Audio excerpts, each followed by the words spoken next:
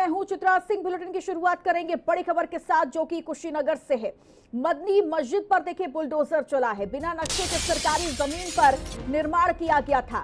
Stay order खत्म होने पर एक्शन लिया गया था, जिसके बाद अब देखिए मदनी मस्जिद पर बुलडोजर एक्शन लिया गया है। बड़ी जानकारी कुशीनगर से आपको दे रहे हैं,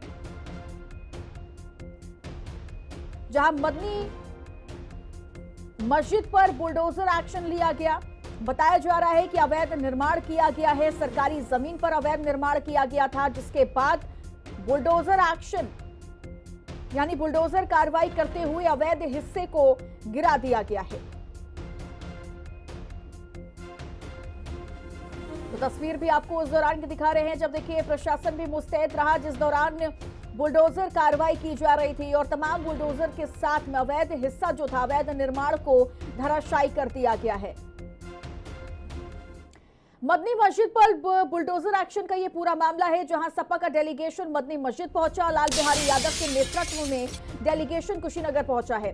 डेलीगेशन ने मस्जिद के पक्षकारों से बातचीत की है। अखिलेश यादव को अब डेलीगेशन देखिए अपनी रिपोर्ट भी सौंपेगा। मस्जिद के अवैध हिस्से को ध्वस्त कर दिया गया है। तो बड़ी जानकारी, डेलीगेशन ने मस्जिद के पक्षकारों से भी बातचीत की है और डेलीगेशन जल्द ही अखिलेश यादव की रिपोर्ट सौंपने वाला है। हालांकि मस्जिद के अवैध हिस्से को ध्वस्त कर दिया गया है। पूरा मामला मदनी मस्जिद पर बुलडोजर कार्रवाई से जुड़ा हुआ है। उत्तर प्रदेश के अधिकारी उत्तर प्रदेश को सरकार का गुमराह करके राज कर रहे हैं और माननीय मुख्यमंत्री जी आंखें बंद करके बैठे हुए हैं। उत्तर प्रदेश के अधिकारी सरकार को गुमराह करके अपनी मनमर्जी चला रहे हैं। जैसे दिल चाहता वैसे काम करते हैं, जैसे चाहते हैं वैसे रहते हैं। उनकी मनमानी इस कदर है कि कुछ भी कर रहे हैं। उन्हें पता है कि माननीय मुख्यमंत्री जी संज्ञान नहीं लेंगे। शायद यही वजह है आज उत्तर प्रदेश की ये हालात हैं, जहां चाहे बुलडोजर चलाएं, जिसका चाहे घर गिराएं, जैसा चाहे धार्मिक स्थल को गिराएं, कुछ भी करें। उन्हें पता है कि उत्तर प्रदेश की सरकार निंद्रावस्था में और हम अपनी मनमर्जी से काम करेंगे। माननीय मुख्यमंत्री जी आंखें खोलिए और देखिए आपके अधिकारियों ने क्या स्थिति कर दी उत्तर प्रदेश की। मैं कुशीनगर के अपने अल्पसंख्यक भाइयों को हृदय से इस बात के लिए स्वागत कर रहा हूं कि यहाँ ने प्रशासन ने जो दंगा फैलाने का इस साजिश किया था, उस साजिश को इन्होंने शांति से का परिचय दे करके दंगे को जो है नाकाम कर दिया। सरकार द्वारा जो साजिश थी दंगे कराने की, उसको इन लोगों ने नाकाम कर दिया।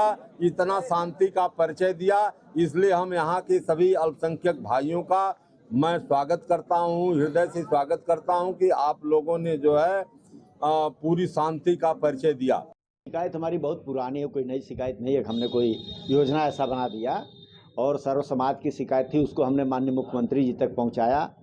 माननीय मुख्यमंत्री जी ने उसका संज्ञान लिया और प्रशासन को वो हमारे प्रार्थना पत्र पर अग्रसर किया, निर्देशित किया। उस पर नप्पी हुई 18 तारीख को पिछले महीने में। तभी से तमाम कागजी कार्रवाई, उनको नोटिस देना, उनसे जवाब लेना, नक्शे का तख्तियात करना, नक्शा फर्जी पाया गया। पहले से भी मेरा प्रार्थना पत्र था कि ये ज़मीन सरकारी है, यह ज़मीन नगर पालिका और थाने की ज़मीन है जिस पर मस्जिद निर्माण हो रहा है। पूरा समाज चिल्ला चिल्ला के रोकता रहा, लेकिन सपा बसपा की सरकारें थी, उन्होंने अपने बाहुबल से इस मस्जिद का निर्माण करा दिया। आज सच्चाई प्रशासन द्वारा आप सभी के सामने है, जो कार्रवाई हो रही है। समाजवादी पार्टी का त्रिया चरित्र जो है वो जनता के सामने आ चुका है। अब प्रदेश की जनता इनके बहकावे में नहीं आ सकती। जिस तरीके से 2012 से लेकर 2017 तक का काम प्रदेश की जनता ने याद रखा, उसी तरीके से आने वाले चुनाव में भी समाजवादी पार्टी को इसी तरीके से हार का मुंह देखना पड़ेगा। भारतीय जनता पार्टी की सुशासन और एक समान की सरकार जो है वही जनता को पसंद आ रही है और महाकुंभ का सफल आयोजन जिस दिन संपन्न होगा, उसी दिन समाजवादी पार्टी के ताबूत में आखिरी कील जरूर लगेगी। और इसी खबर पर तमाम जानकारी देने के लिए राहुल श्रीवास्तव हमारे साथ लखनऊ से जुड़ गए हैं। राहुल, फिलहाल अभी स्थिति क्या बनी हुई है? जो अवैध हिस्सा था, जो निर्माण था, उसे तो धराशायी कर दिया गया है, लेकिन स्थिति अभी सामान्य है, क्या कुछ अपडेट?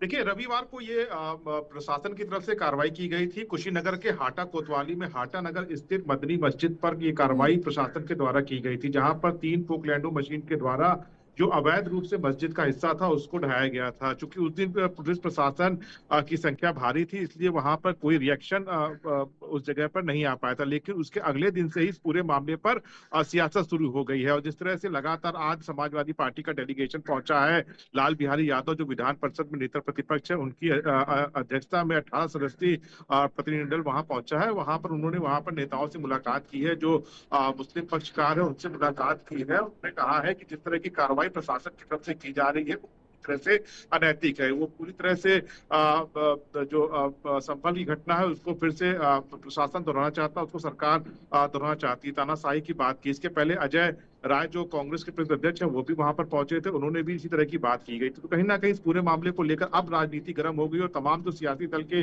नेता हैं वो पहुंच रहे हैं और जो मस्जिद कमेटी के लोग हैं उनसे मुलाकात कर रहे हैं और कहीं ना कहीं सरकार को घेरने के काम कर रहे हैं कि सरकार फिर से एक बार संभल जैसी घटना को दोबारा अंजाम देना चाहती है और शायद इसी वजह से इस तरह की कार्रवाई की गई है। जबकि प्रशासन का कहना है कि ये जो मस्जिद बनी थी वो सरकारी जमीन पर बनी थी और जो डेसिबल है, जो पहले 29 डेसिबल था, उसके बाद भी इसका जो निर्माण है वो किया गया है, जिस पर ये कार्रवाई की गई है। तो दोनों तरफ से अपनी अपनी बातें रखी जा रही है, लेकिन अब इस पूरे मामले को लेकर सियासत गर्म हो गई है। चूंकि माहौल वहां पर तनावपूर्ण है, सियासी लोग वहां पहुंच रहे हैं, लोगों से बात कर रहे हैं, तो ऐसे में वहां पर प्रशासन की तरफ से व्यापक पुलिस के इंतजाम किए गए हैं। और राहुल, सपा का डेलीगेशन तो पहुंचा, उन्होंने भी मस्जिद के पक्षकारों से बातचीत की है। ऐसे में वो किस रिपोर्ट की बात की जा रही है जो अखिलेश यादव को सौंपी जाएगी इस पूरे मामले से जुड़ी हुई? देखिए, एक हफ्ते के अंदर ये जो समाजवादी पार्टी का डेलीगेशन गया है, इन्होंने जो मुस्लिम जो मस्जिद कमेटी के लोग हैं इनसे मुलाकात की है और उनसे पूछा है कि किस तरह से ये मस्जिद ढाई गई है, सरकार ने क्या अपना पक्ष रखा है, किन किन बिंदुओं को लेकर इस पर कार्रवाई की गई है। वो पूरी रिपोर्ट ये तैयार करके जो प्रतिनिधिमंडल गया है कुशीनगर, वो अपनी एक हफ्ते के अंदर सरकार को रिपोर्ट सौंपेगा। चूंकि लगातार संसद का सत्र चल रहा है और अखिलेश यादव लगातार सरकार पर हमलावर है, तो माना जा रहा है कि इन तमाम चीजों को लेकर एक बार फिर से वो सरकार पर निशाना साध सकते हैं। तो एक हफ्ते के अंदर ये रिपोर्ट जो समाजवादी पार्टी का प्रतिनिधिमंडल गया है, लाल बिहारी यादव, देखना होगा कि सपा डेलीगेशन इस रिपोर्ट में क्या कुछ पेश करती है। बहुत बहुत शुक्रिया आपका तमाम जानकारी के लिए।